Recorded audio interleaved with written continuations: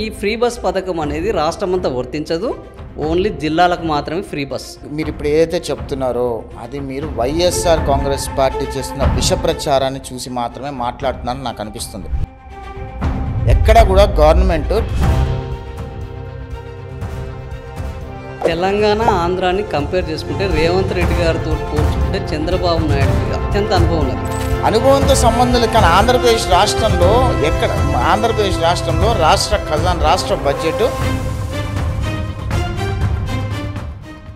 ఈ మాట ఈరోజు చంద్రబాబు నాయుడు గారు చెప్పి సూపర్ 6 హామీలు అమలు చేయడంలో డిలే చేస్తున్నారు అని ఒక ప్రధాన విమర్శ ఎదుర్కొంటున్నారు.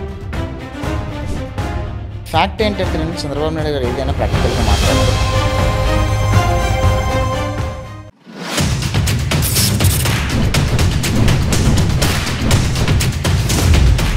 ఓకే, ఈరోజు టీడీపీ వచ్చి 1 year అయింది, సెలబ్రేషన్స్ చేసుకున్నారు.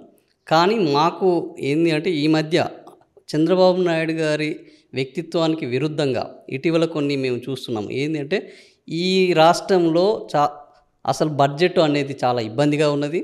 ఈ రాష్ట్రంలో ఎలాంటి ఖజానా లేదు, అప్పులు చాలా పెరిగిపోయి ఉన్నాయి, పథకాలు అమలు చేయలేకపోతున్నాము, అయినప్పటికీ ఎలాగో లాక్కొస్తున్నాం. ఇది వాస్తవానికి గతంలో ఎప్పుడు కూడా చంద్రబాబు నాయుడు దగ్గర నుంచి విన్న మాట కాదు. ఈ మాట ఈరోజు చంద్రబాబు నాయుడు గారు చెప్పి సూపర్ 6 హామీలు అమలు చేయడంలో డిలే చేస్తున్నారు అని ఒక ప్రధాన విమర్శ ఎదుర్కొంటున్నారు. అసలు వాస్తవ పరిస్థితి మీకేమనిపిస్తుంది? ఇది నిజం అనిపిస్తుందా, అబద్ధమా?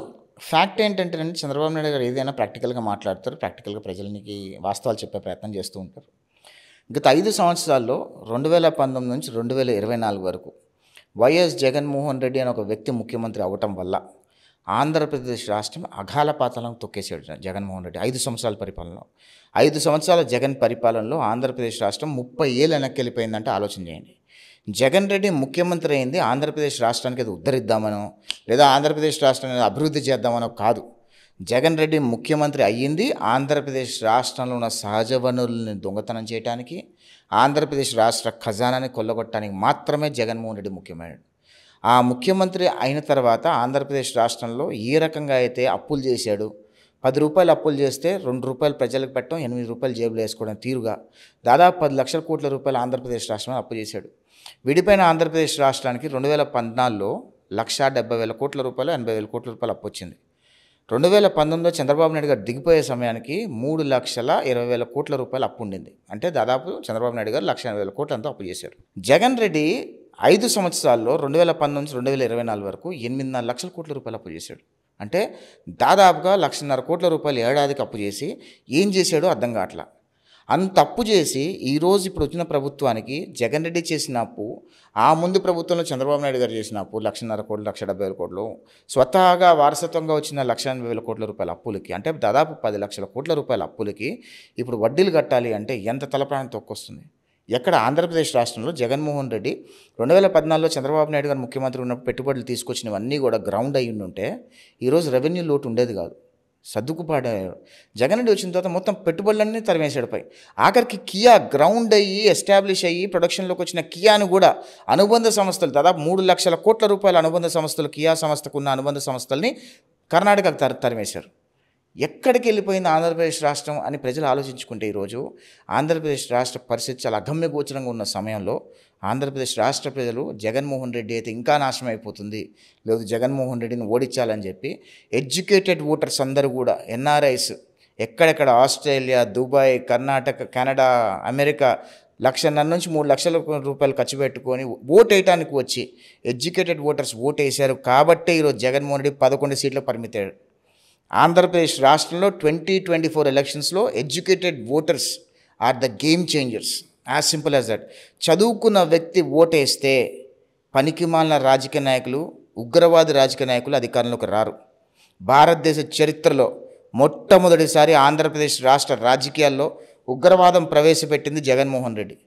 రాజకీయాల్లో ఎప్పుడూ ఉగ్రవాదం ఉండకూడదు. మీకు తెలుసు అంటే చంద్రబాబు నాయుడు గారికి అత్యంత అనుభవం ఉన్నది పాలన మీద, అడ్మినిస్ట్రేషన్ మీద, ఫైనాన్స్ మీద.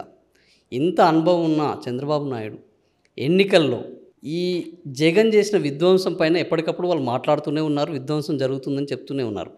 ఇన్ని కోట్ల అప్పులు ఉన్నాయి. ఇన్ని కోట్ల అప్పులు ఉన్నప్పుడు, ఇంత విధ్వంసం అయినప్పుడు మేము సూపర్ 6 హామీలను అమలు చేస్తామని వాటికి డెడ్‌లైన్ పెట్టి మరీ వచ్చారు. కానీ ఇంత అనుభవం ఉన్న వ్యక్తి కూడా అలాంటి విషయం తెలిసి కూడా సూపర్ 6 ఇచ్చి, ఈరోజు అధికారం చేపట్టిన తర్వాత ఇది మొత్తం అప్పుల్లో కూరుకుపోయి ఉన్నది, అమలు చేయలేకపోతున్నాము అని చెప్పడము, అది ఆయన యొక్క అసమర్థతను తెలియజేయట్లేదా? ఎక్కడ అసమర్థత లేదండి. సూపర్ 6 హామీలని ఎప్పటికప్పుడు నెరవేర్చుకుంటూ వచ్చాము. As simple as that. ఇప్పుడు మేము ఏం చెప్తున్నాము, తల్లికి వందనం ప్రాజెక్ట్ చెప్తున్నాం. తల్లికి వందనం ఎప్పుడు ఇస్తారు? సంవత్సరానికి ఒకసారి ఇస్తారు. చంద్రబాబు నాయుడు గారు అధికారంలోకి రాగానే తల్లికి వందనం ఇవ్వాల్సిన అవసరంలా, ఏడాదికి ఒకసారి ఇచ్చే పథకం అది. ఖచ్చితంగా ఏడాదికి ఇయర్ ఎండింగ్లో ఇచ్చాము తల్లికి వందనం పథకం. అలానే ఫ్రీ బస్సు కానీ, సిలిండర్లు కానీ, సూపర్ 6లో ఇచ్చిన హామీలన్నీ కూడా ఎప్పటికప్పుడు నెరవేర్చుకుంటూ వస్తున్నాం. ప్రతిపక్షాలు చేసే విష ప్రచారాన్ని ఆంధ్రప్రదేశ్ రాష్ట్ర ప్రజలు నమ్మొద్దు, మరీ ముఖ్యంగా మీడియా సోదరులు నమ్మొద్దు. ఎందుకంటే వెరీ కేటగారికల్గా ఆంధ్రప్రదేశ్ రాష్ట్రం అప్పులూబిలో కూరుకుపోయింది అనేది జగమెదిగిన సత్యం. అది ఈరోజు జగన్మోహన్ రెడ్డి చేసిన అప్పుల వల్ల చంద్రబాబు నాయుడు గారు వాస్తవాలు బయటికి చెప్పి, ఎంత చంద్రబాబు నాయుడు గారు ఫైనాన్షియల్గా మేధావైనా సరే ఈ రోజుకి కూడా ఇచ్చిన హామీలను నెరవేరుస్తూ ఆంధ్రప్రదేశ్ రాష్ట్రంలో ఉన్న ప్రజలను కానీ, రైతులను కానీ, అన్ని రకాల సెక్టార్స్ పీపుల్ని హ్యాపీగా ఉంచే ప్రయత్నం చంద్రబాబు నాయుడు గారు చేస్తున్నారు. మీరు చెప్పినట్లు హామీలను అమలు చేస్తున్నారు అని చెప్తున్నారు. ఇదే హామీలను 6 గ్యారంటీలను తెలంగాణ ప్రభుత్వం కూడా చెప్పి వచ్చింది. 100 రోజుల్లో ఫ్రీ బస్ పథకాన్ని అమలు చేసింది. ఈ ఫ్రీ బస్ పథకాన్ని అందరు మహిళలకు రాష్ట్ర వ్యాప్తంగా అమలు చేసింది. దీనికి ఎలాంటి ఆ రోజు ఏం చెప్పారో యాజ్ ఇట్ ఈస్గా అది చేయరు. కానీ ఆంధ్రప్రదేశ్కి వచ్చేటప్పటికి ఇప్పటికీ 1 ఇయర్ అయింది, ఫ్రీ బస్ పథకం అమలు జరగలేదు. పైగా ఈ మధ్య చెప్తున్నది ఏంటంటే ఈ ఫ్రీ బస్ పథకం అనేది రాష్ట్రమంతా వర్తించదు, ఓన్లీ జిల్లాలకు మాత్రమే ఫ్రీ బస్. ఇలాంటి నిబంధనలు పెట్టడము, హామీలను తుంగలో తొక్కడం కాదని ఎట్లా చెప్పగలరు? మీరు ఇప్పుడు ఏదైతే చెప్తున్నారో అది మీరు వైఎస్ఆర్ కాంగ్రెస్ పార్టీ చేస్తున్న విష ప్రచారాన్ని చూసి మాత్రమే మాట్లాడుతున్నారని నాకు అనిపిస్తుంది. ఎక్కడా కూడా గవర్నమెంట్ దాని గురించి పాలసీ ఫ్రేమ్వర్క్ ఎక్కడా చెప్పలా. సో మనం అనుకోవడం అనేది అనవసరం. అసలు అచ్చెన్నాయుడు గారు ప్రకటించింది. నో అచ్చెన్నాయుడు గారు ఏమీ చెప్పలేదు, దీనికే చేస్తామని ఏం చెప్పలేదు. అచ్చెన్నాయుడు గారు ఏం చెప్పారంటే పాలసీ ఫ్రేమ్వర్క్ ఇంకా డిసైడ్ చేయాల్సిన అవసరం ఉంది, ఎటు నుంచి ఎటు తీసుకెళ్తాము, ఎక్కడి నుంచి ఏం పెడతాము అనేది మళ్ళీ త్వరలోనే చెప్తాము అని చెప్పారు. కానీ ఎక్కడా కూడా ఇంతవరకే పరిమితం చేస్తామని ఎక్కడా చెప్పలేదు. రెండో విషయం ఏంటంటే ఖచ్చితంగా తెలంగాణ పరిస్థితి, ఆంధ్ర పరిస్థితి చాలా డిఫరెంట్గా ఉందండి. తెలంగాణలో రెవెన్యూ పంపింగ్ కానీ, ఇక్కడున్న సహజ వనరులు కానీ, ఇక్కడున్న ఇన్కమ్ కానీ ఇవన్నీ డిఫరెంట్గా ఉన్నాయి. కానీ మన ఆంధ్రప్రదేశ్ రాష్ట్రంలో రెవెన్యూ పంపింగ్ ఎక్కడుంది, ఇన్కమ్ ఎక్కడుంది చెప్పండి, మీరు చూపించండి. ఈ రోజుకి కూడా తెలంగాణ ఆంధ్రాని కంపేర్ చేసుకుంటే రేవంత్ రెడ్డి గారితో పోల్చుకుంటే చంద్రబాబు నాయుడుకి అత్యంత అనుభవం ఉన్నది. అనుభవంతో సంబంధం లేదు. కానీ ఆంధ్రప్రదేశ్ రాష్ట్రంలో రాష్ట్ర ఖజానా, రాష్ట్ర బడ్జెట్ 1,50,000 కోట్ల రూపాయల యావరేజ్గా బడ్జెట్ తీసుకుంటే సంవత్సరానికి ఈ 1,50,000 కోట్ల రూపాయలు ఎక్కడి నుంచి సమకూర్చుకునే ప్రయత్నం చేయగలుగుతాము అని అనుకుంటే కనుక, ఎగ్జాంపుల్ చెప్తున్నా, జగన్మోహన్ రెడ్డి లిక్కర్ స్కామ్ కింద మొత్తం లిక్కర్ స్కామ్ని, మొత్తం లిక్కర్ మీద వచ్చే రెవెన్యూని మొత్తం తాకట్టు పెట్టేశాడు. ఎగ్జాంపుల్ చెప్తున్నా, అక్కడ ఒక 25,000 కోట్లు 30,000 కోట్లు వచ్చిండంటే అది మొత్తం తాకట్టు పెట్టేశాడు కదా, దానికి అప్పు దానికి వెళ్ళిపోతుంది కదా. ఇలా సెక్రటేరియట్ కానీ అన్ని రకాల వ్యవస్థల్ని కూడా విధానాన్ని చంద్రబాబు నాయుడు కూడా ఇప్పుడు అమలు చేస్తున్నారు. ఏం అమలు చేస్తున్నారు? ఎక్కడ తాకట్టు పెట్టాము? అవే బ్రాండ్స్ ఉన్నాయి, ఇంకా ఎక్స్ట్రా బ్రాండ్స్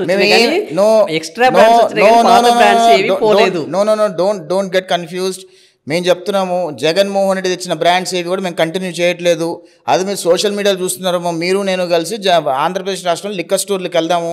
ఆంధ్రప్రదేశ్ రాష్ట్రంలో లిక్కర్ స్టోర్లో జగన్మోహన్ రెడ్డి బ్రాండ్లు ఏవీ లేవు. ఆయన సోషల్ మీడియాలో చేసే విష ప్రచారాన్ని మాత్రమే మీరు చూస్తున్నారనుకుంటా. ఖచ్చితంగా మీరు నేను కలిసి ఆంధ్రప్రదేశ్ రాష్ట్రంలో లిక్కర్ స్టోర్లకు వెళ్తే వాస్తవాలు బయటపడతాయి.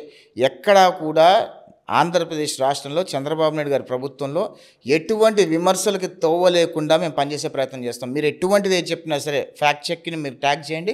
ఇమీడియట్గా మీరు ఏ వీడియో అయినా ఫ్యాక్ట్ చెక్ అని చెప్పి ట్విట్టర్ ఐడి ఉంది, ఆ ట్విట్టర్ ఐడి గవర్నమెంట్ ఐడి, అది హ్యాండిల్ ట్యాగ్ చేస్తే మీకు వాస్తవాలు 5 నిమిషాల్లో రెస్పాండ్ చేస్తున్నారు.